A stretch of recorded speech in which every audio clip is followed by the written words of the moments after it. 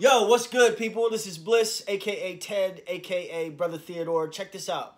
I know I haven't put out a sort of lesson video for a while because, you know, life happens and everything. A couple of things. Number one, I need you to go to bandcamp.com. So you're going to go to brothertheodore.bandcamp.com. You're going to check out my latest single, which is called The 504, which is about my hometown, the 504. And in keeping with that theme, I'm sitting here with Thomas McDonald, probably one of my favorite bass players of all time. Definitely one of my favorite bass players that I actually know. And let me tell you the story about meeting this dude, because I tell the story all the time. And I gotta embarrass him. And I really want to see the look on his face as I tell this story. Can't get any worse than this. Yeah. So we were going to Delgado Community College here in New Orleans, right? The ECC Dolphins. That's right. You knew the mascot? Dolphins. Really? I like dolphins. That's not really the mascot. Yeah. It is? Mm-hmm.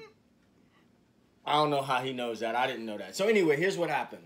And we're going guerrilla style with this, so forgive the audio or whatever, but we're just going to do it how we do it. So I used to have, I still have this PVT 40. You know, that thing weighs about 100 pounds. Mm-hmm. You work out with it. Yeah, it's we don't play that thing anymore. So Thomas is hanging out. We were both hanging out in the hallway, not attending classes, but hanging out in the hallway. And Thomas asked to see my bass, and he was all skinny, nerdy looking, had this little, like, did you have, like, one of those, like, Brady haircuts or something? I don't know, man. It was something. You had, like, a little polo shirt on, just nerdy as I don't know what. Losing my hair was one of the best things that ever happened to me. So I don't know how I wore my hair back then. Man, Thomas proceeded to absolutely destroy my bass. Destroy it. And, you know, being a youngster, I was mighty jealous and didn't really want to talk to him too much after that. But anyway, on a serious note, Thomas is one of my favorite bass players, and I posted, I took some video. He didn't know I was taking video. We were over at D-Max in Mid-City, and Thomas does this thing where he'll, like, turn the bass upside down like this and sing his whole solo. And not only is he an amazing groove player, but his solos are incredibly vocal. And I'm going to put him on the spot a little bit. I don't want, you know, don't feel like you have to, like, go nuts or anything like that. But could you talk to me about, like, your thought process when it comes to solo? And you claim to not be a big theory guy. Not really. But you got a serious, like, you got a serious understanding and, serious understanding about New Orleans music, New Orleans bass playing, the history of New Orleans music. We're here in the Musician's Village right now, but what do you think that your approach comes from? Only thing I can say is I've always been a better vocalist than I was a bass player, and I can hear all kind of different things in my head that I try to, you know, simulate with the voice, and it never comes out like it sounds in your head. But you know, you find different things that are maybe better, but I got off a little bit on that. But I hear the notes better vocally. You know, who's a favorite singer of yours, or somebody that? Here's a different question for you. When you know, we all have that time when we're, you know, back in the day when we're just in the shed. Yeah. You know, just figuring out where the notes are, where the licks are, and all that stuff. Did you have a singer that you imitated, and then went to the bass and sang a line and try to put that on there? I don't know. There was a bunch of them, I guess. Maybe Todd Rundgren a little bit. Never tried to put bass lines on it, but I always liked the way he sang. I always liked the you know, the richness of his voice and the way he could move around with it. But in that, you know, as far as translating it to the bass, I don't know. With me, it was always I could always hear the lines that I wanted better in my head, and I always had a better technique vocally than I did playing bass. So it'd be easy for me to shed in my head vocally, you know, especially with soloing. It's only recently that my fingers just starting to follow, you know, what I really want them to do, and they don't, and they still don't. But sometimes something better, missing it by a half step, you know, and then going somewhere else, you know, is better. I don't know. You know what's interesting to me about that is because I've never met a horn player that couldn't sing their lines. I've never met a horn player that couldn't sing their lines. I mean, a lot of bass players that can't sing their lines because I think a lot of times we get in this thing where we let our hands do the work and kind of let our brains check out a little bit, and we just know, well, if I put my hand here, this is going to happen. Right. Here, this is going to happen. It becomes more mathematical. It becomes more. Yeah. So it's a little bit detached. Or geometrical, I should say. Yeah. So it's interesting that you say what you're saying is it's in here. You're singing the stuff from the beginning anyway. Right. But early on, like, I mean, I always could sing. I think from my earliest memories of singing, and I could always try to imitate lines. I was always a good mimic, you know, and you know, I had one of the memories that sticks out in my head, and I don't know why. It was, you know, that song "Just What I Needed" by the Cars. I used to know that when I had a cold or an allergy of a certain kind, I could plug my ears and do the keyboard solo, and it would sound just like it. Wow. In my head. Okay. Like, it sounded just like the patch he was using. Yeah.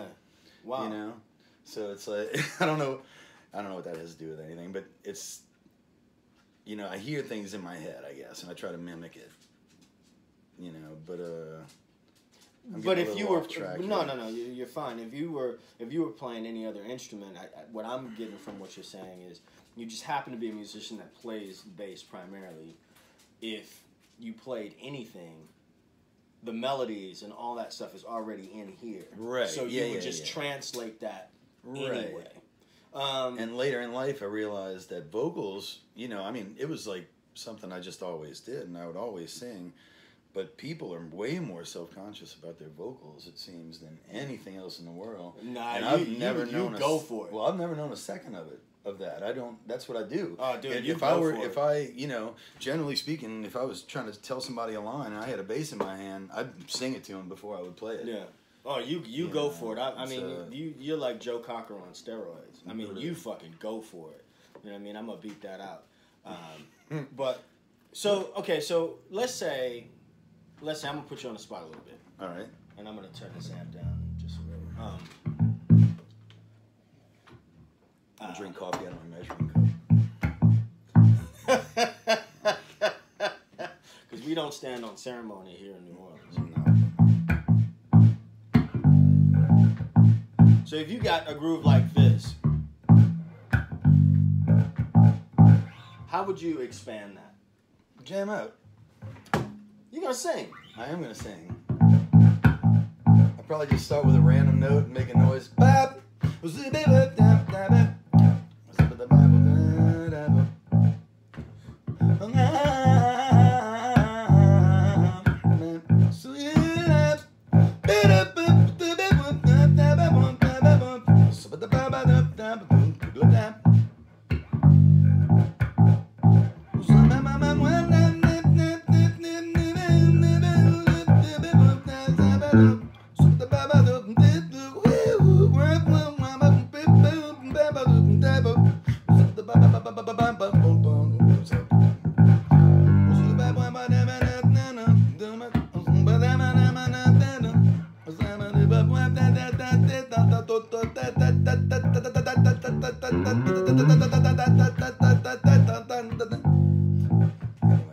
Random.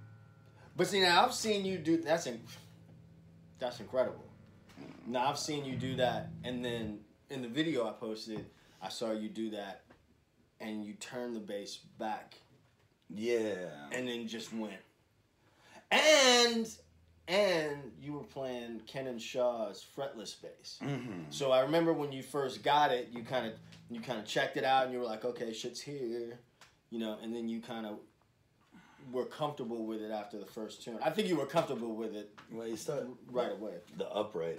The last month of playing an upright has made my fretless electric playing a hell of a lot better. But that's what's up. But now since you did that, now I'm gonna be around the house trying to sing more. Okay, good. But if you take that same thing, so I want to touch on something here right quick for people that might not know. So if I'm playing this groove.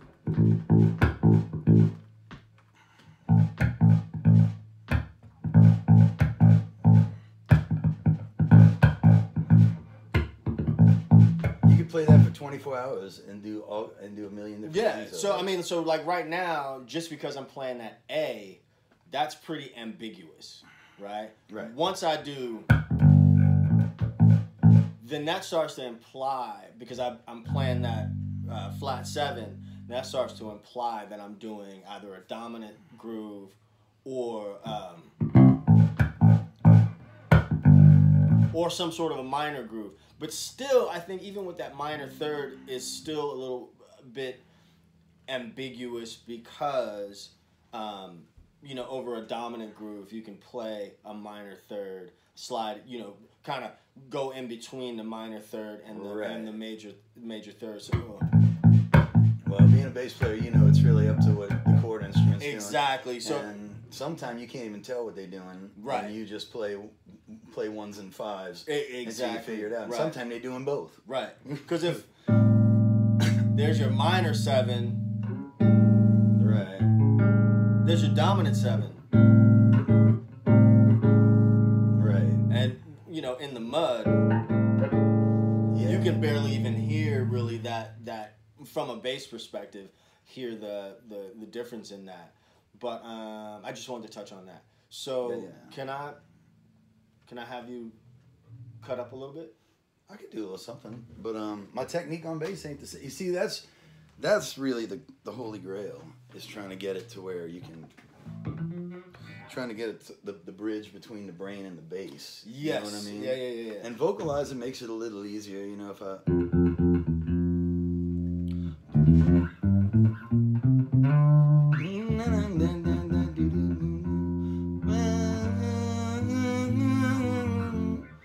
That's another thing I've been trying to work on, is doing intervals, which is difficult. But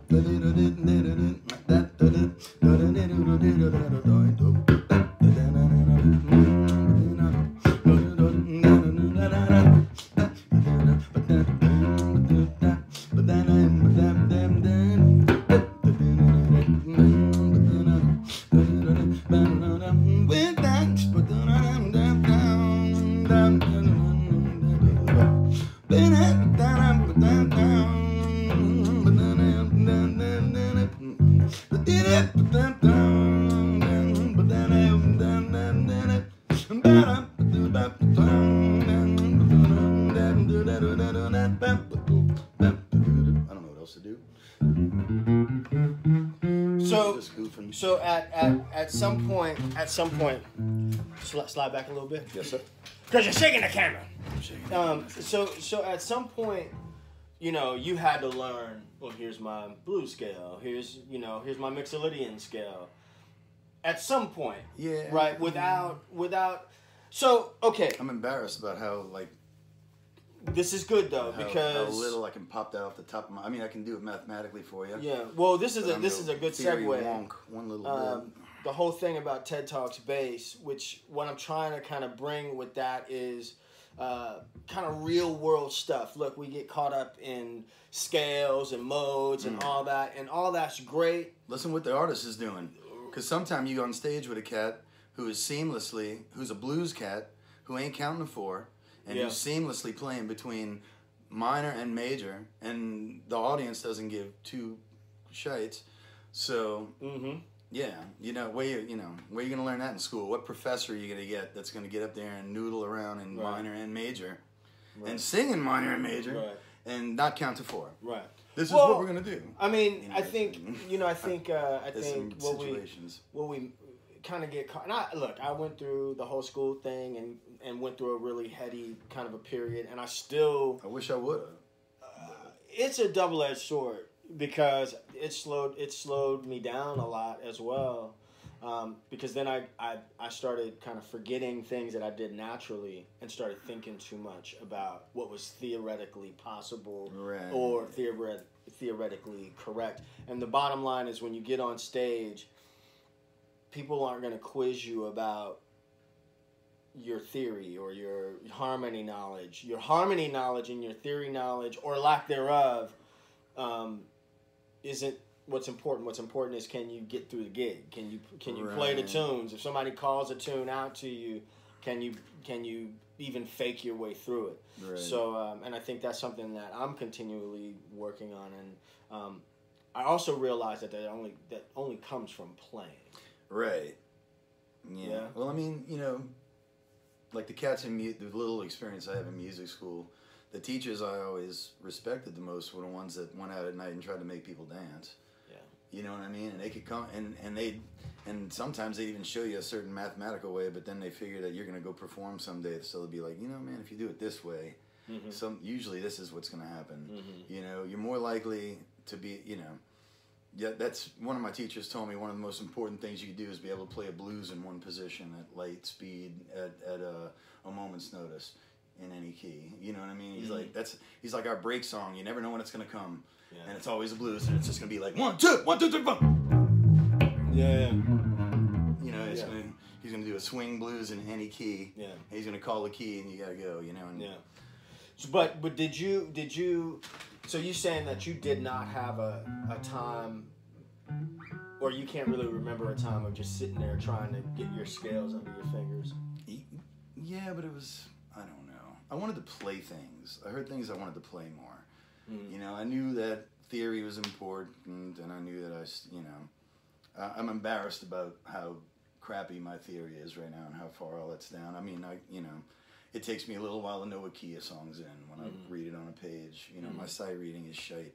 And I'm not proud of these things. It's just the facts. What I keyed on mainly was stuff that I enjoyed and trying to play it, or stuff that I heard that I enjoyed and trying to play it, and maybe something that I heard in my head that I liked a little more than that, and then trying to play it, and then seeing why that doesn't work. Or why it works better, or So then, did you go back and reverse engineer it and say, "Oh, this happens to be blah blah blah," or did you not even do that? Not really, not enough, not nearly enough. I mean, my whole schooling was like that. It's like I go to class, and then the test comes and I don't remember anything, and then like 2 years later, you're like, "Oh, that's what empirical means." I wish I was in the 9th grade again and I could do something with that shit. One of the hardest things for me going back to school as an adult was playing and trying to get my reading and stuff together, and then the light bulb went off. Like I would see these charts, and sometimes the charts would have there was a guy, John Palacio, at the first school I went to out in California, and he wrote a lot of stuff. He writes a lot of stuff, and so there'd be the regular slash charts, and then there would be a line, right? And you sit there and you're like, okay, and then when the line starts to come together, then you're like, oh shit, that's this, right? You know what I mean? That's just a visual representation of this thing, and then by the time you play it, you've shed it so much. By the time that part comes, you're just playing, and you're like, oh shit, that sounds. Because at that point, you're not even reading what's on the page. Right. You're just letting the page kind of guide you. But I kind of jumped off the beaten path there. No, but that's what's important about school is you get to make the mistakes big and loud, and it doesn't cost you in your paycheck. You get to see all that stuff and digest it. You know what I mean? Right. And it's like you don't get, you get a point off on your score instead of not getting called again for 5 years. Until the guy really desperately needs somebody. Right. Right. I mean, dude, I've been there. I've been there when I've gotten not fired off gigs. I think getting fired off a gig and not getting is not getting a call back and getting fired the same thing? No, I don't know. I've lost some really great gigs. He's lost some. I've lost some really. Well, I've lost a couple of gigs where I didn't know. It's like, what the fuck did I do? You know what I mean? Yeah. And one person who I'm still really cool with, and I kind of looking back at that period, you know, she couldn't put her finger on it, and I had to like let somebody else sub for me, and they wound up getting the gig, and right. There was a confidence thing. I was in my head too much. You know what I mean? Yep. And so that's usually it. Yeah. So not knowing what to say and when. Yep. That was the deal on that. Gotta realize you weren't hired to talk. There's that too. It's so hard. But like, just kind of, again, going back to the whole theory thing, getting a little too into that, and not just being confident in what I was doing. I think that just comes with playing. Yeah. Playing. So where can people catch you in New Orleans? I didn't even ask you. I should have asked you in the beginning. I'm all of a sudden like turning into an interview or something, which is not really the thing I do. So I'm kind of proud of myself right this second. I'm honored that you started with me. Dude. Here's the thing. I think, especially in a place like New Orleans, I mean, we put a lot of emphasis, and I'm not taking anything away from anybody, but we put a lot of emphasis on the guys that have the biggest social media followings and, you know, the biggest endorsement deals, the biggest gigs, the guys who play the fastest and all that. And I mean, I think, look, not trying to discredit anybody or what they do, that's great, but there are guys like myself, like you. I mean, I've been lucky to have a little, you know, I've had some decent gigs and a little bit of notoriety in some areas, but I'm a blue collar bass player. You know what I mean? Yeah, I'm in the trenches. In the trenches. I'm doing the weddings or whatever. If it's paying, I'm playing. You know what I mean? Right, so, right. you know, I don't turn my nose up at much. There are some things I do turn my nose up at, but that's a story for a different time. As long as it's music, it's good. Yeah. Right? I mean, as long as you're doing music, it's better. You know, I've worked really hard, and this ain't it. Yeah. You know, and I don't care to go back to it. Well, when I pick that thing up, Yeah. and somebody gives me some money at the end of the night, That's pretty and cool. I get that, you know, being a what I like to call a blue collar bass player isn't, you know, doesn't always have the greatest paycheck attached to it. Right. But I am living the life that I chose. Right. I'm doing what I wanted to do since I was in middle school. It's beautiful. You know what I mean? So there's not a damn thing wrong with it. There's a thing about that. But yeah, and I mean, you were talking about New Orleans earlier too. Yeah, I mean, New Orleans is it's a little pond, but it's a big pond. Mm-hmm. It's stacked full of people who can really fucking play. Mm-hmm. You know, and our stars and the people that we hold in high regard, they deserve to be there. And it's not like the stars anywhere else. It's the stars in New Orleans. If you've risen to the top of that heap, you know, your George Porters and your Johnny Dokoviches and your Herlin Rileys and your, you know, and your. I played with Herlin Riley the other night.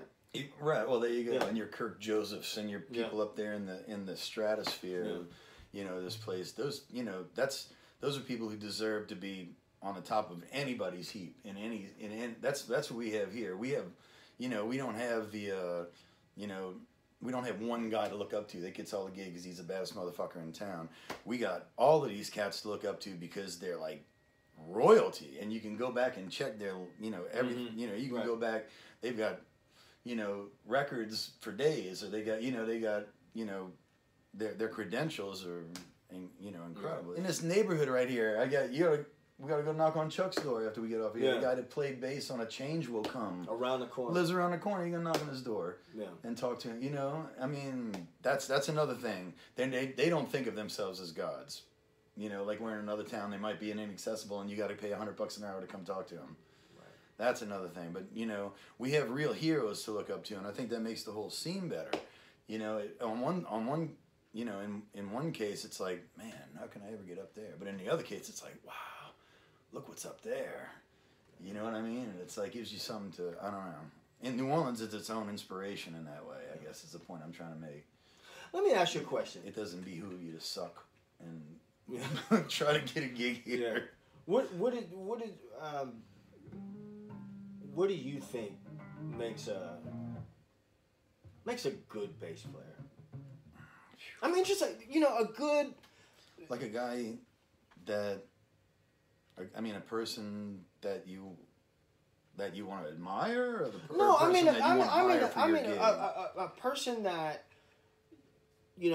you want to hire for a gig. What makes a person the guy that everybody when they walk into the room, everybody's just like immediately at ease because they know.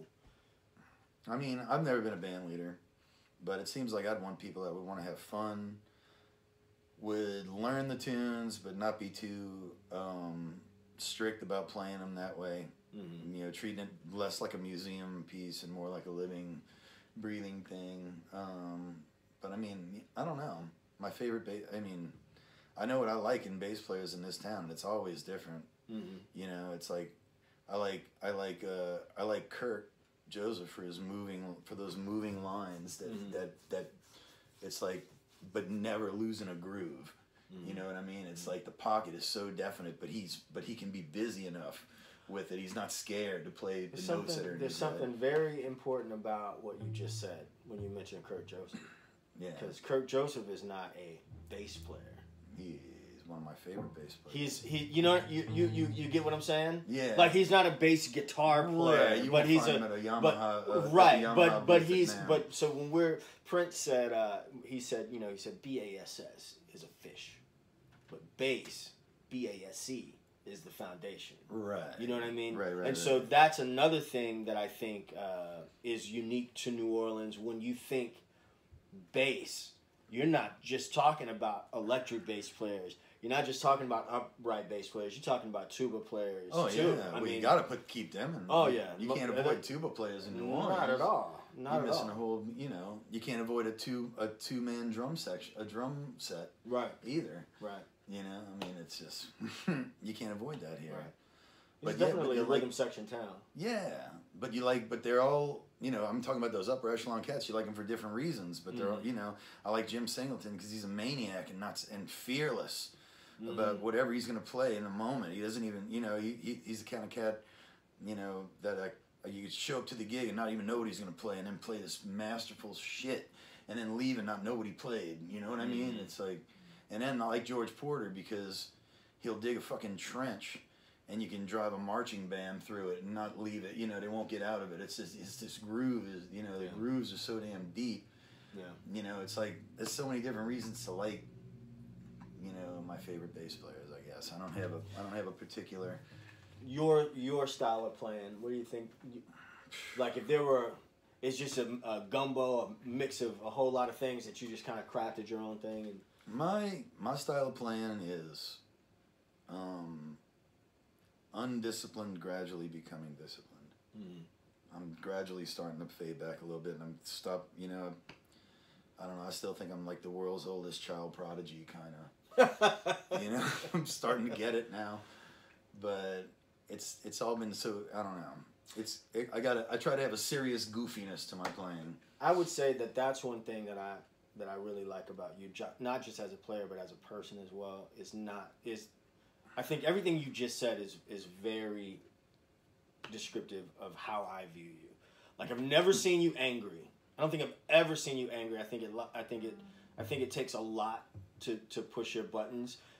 Even if your buttons are pushed, you don't show it, and you're just like, hey, let's have fun. Right. You know what I mean? Let's just have fun. It's like I'm a water sign, man. The path of least resistance. Yeah. Like looking for the rivulets. Yeah. And that hasn't always been a great way to be, but Yeah. Before we wrap this thing up, can you kind of tell who you're playing with, who you've played with, where can people see you around New Orleans? Bourbon Street, Funky Pentones? Pirate, Mark and the Pentones, Eddie Christmas and Mark Penton. Thursday through Sunday. Till 8 o'clock at night. Easy to find. I play with a Mardi Gras Indian chief by the name of Big Chief Monk Boudreaux. Whenever he'll have me, which is, I don't know, it's a few times a year now. It's really not that much, but it's always an honor. And there's a lot of stuff on YouTube you can check out with that. I guess that's all I'm doing really right now. Playing with a guy named Mark Stone from time to time. Also, whenever he'll have me.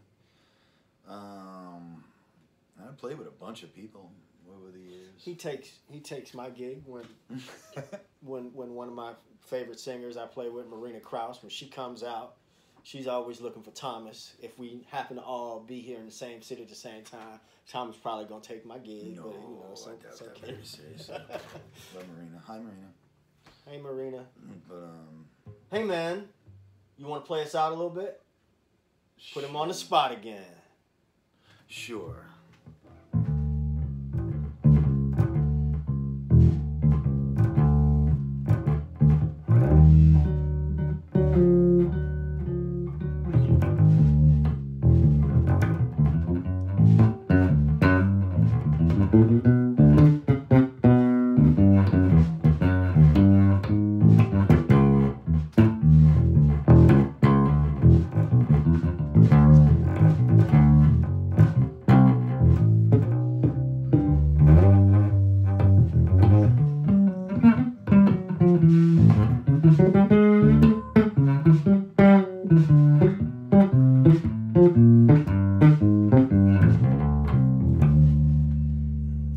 That's Thomas McDonald, y'all. Thank you. Peace. 2 fingers, TEDTalksBase.com. Peace.